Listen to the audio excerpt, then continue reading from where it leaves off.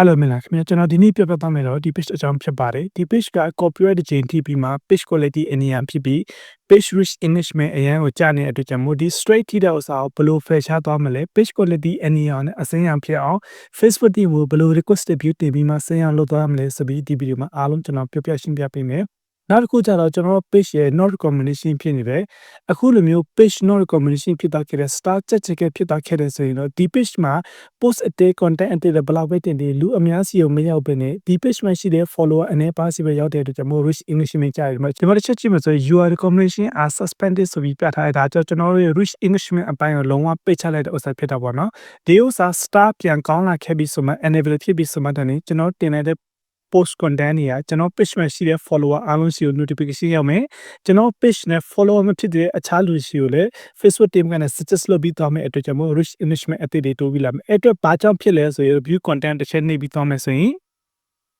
straight ဒီချိန်ထိပြီးမှအနည်းအားဖြစ်တဲ့အတွက်ကြောင့်မို့ page not recommendation ဖြစ်တော့ကြတယ် moderation အပိုင်းမှာလည်း not eligible ဖြစ်တော့ခဲ့ပါတော့ဒီဥစ္စာ fix လုပ်ဖို့ဆိုရင်တော့ကျွန်တော် fake ကနေ request view တင်ပြီးသွားရမယ့်အတွက်ကြောင့်မို့ default တစ်ချက်နေမယ်အရင်ဆုံးတော့ကျွန်တော်တို့ဒီ page မှာ corporate content ကြံဒီလားမကြံဒီလားဆိုကျွန်တော်ဒီမှာ help support တစ်ချက်ထောက်သွားလိုက်မယ်နော်ပြီးလို့ရှိရင် support inbox တစ်ချက်သွားမယ်ပြီး URL alert တစ်ချက်သွားမယ်ဆိုဒီမှာဆိုရင် violation content ပါညာအားလုံးဖြတ်ထားပြီးအားလုံးကောင်းတယ်ပြီးလို့ရှိရင်သူရဲ့ page home တစ်ချက်သွားမယ် page home တစ်ချက်သွားပြီးမှကျွန်တော် page မှာတင်ထားတဲ့ post content တွေက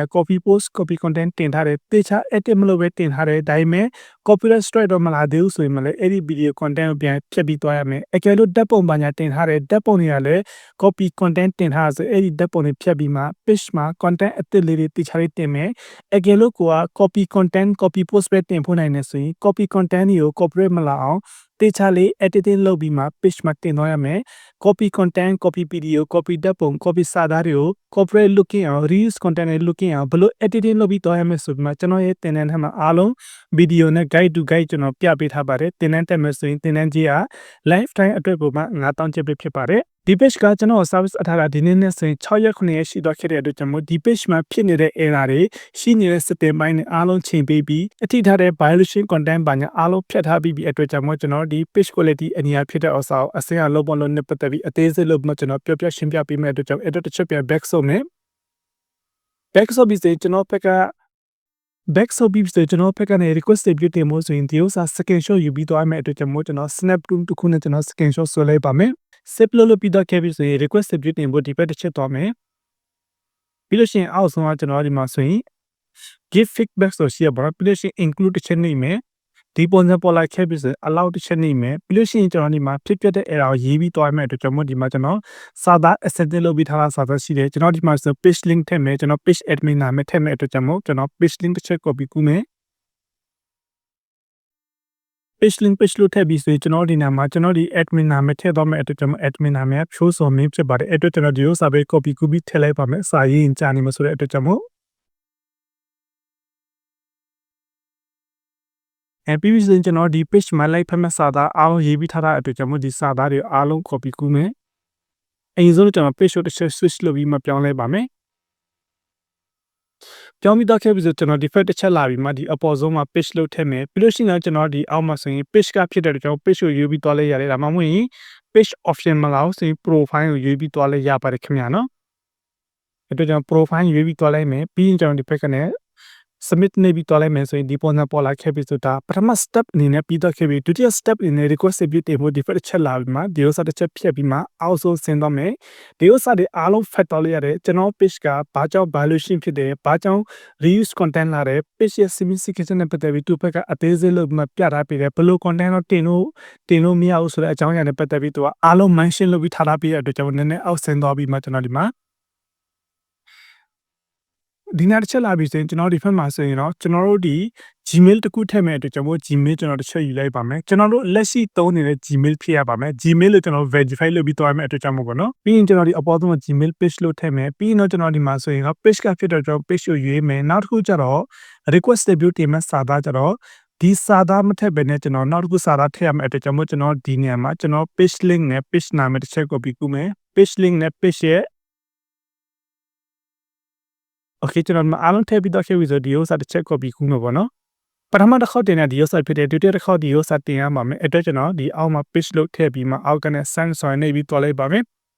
from some successfully ဆိုသူတို့ဘက်ကစစ်ဆေးပြီးမှကျွန်တော်ရဲ့ Gmail လာမ sport inbox မှာသူတို့ဘက်ကနေစာပို့လာမှာပေါ့နော်အဲ့ဒါတစ်ချက်ကြည့်ပြီးမှအကယ်လို့ကျွန်တော် page က violation ထက်ကျန်သေးတယ်ဆိုထပ်ပြီးမှ request ပြီးတင်ပြီးသွားမယ်ဒီ setup ပြီးတော့ခဲ့ပြီးနောက် setup တစ်ခုသွားပြီးမှဒီမှာလည်းထုံနည်း၎င်းပါပဲကျွန်တော် page ကိုရွေးမယ်ပြီးလို့ရှိရင်ကျွန်တော်ဒီမှာဆိုရင်ကျွန်တော်တို့ရဲ့ page ပြီးကျွန်တော်အခုနစာသားတစ်ချက်ပြန်ထည့်မယ်ပြန်မ send လုပ်ပြီးသွားလိုက်ပါမယ်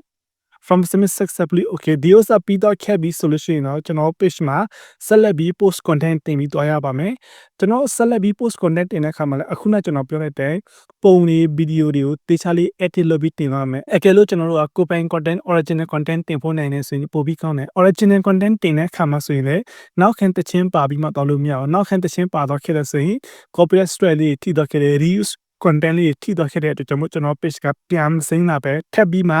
straight TV အနီရောဖြစ်တော့ခင်ဗျာဒါမှမဟုတ်ရင် suspended ဖြစ်တော့ဖို့နိုင်တဲ့အတွက်ကျွန်တော်အရင်အရေးကြီးပါတယ်ခင်ဗျာနော်အဲ့တော့ကျွန်တော်ဒီ fact ချက်လာမှကျွန်တော်ပြပြပေးမယ်ဒီဥစ္စာဘာကြောင့် straight ထိတော့ခဲ့လဲဆိုရင်ဒီ page owner မသိနားမလဲပဲနဲ့တပ်ပုံတပုံအခြား website ကနေ download ဆွဲပြီးမှ page edit မလုပ်ပဲသူ့ page မှာတင်ပြီးတော့တဲ့ချက်မှာ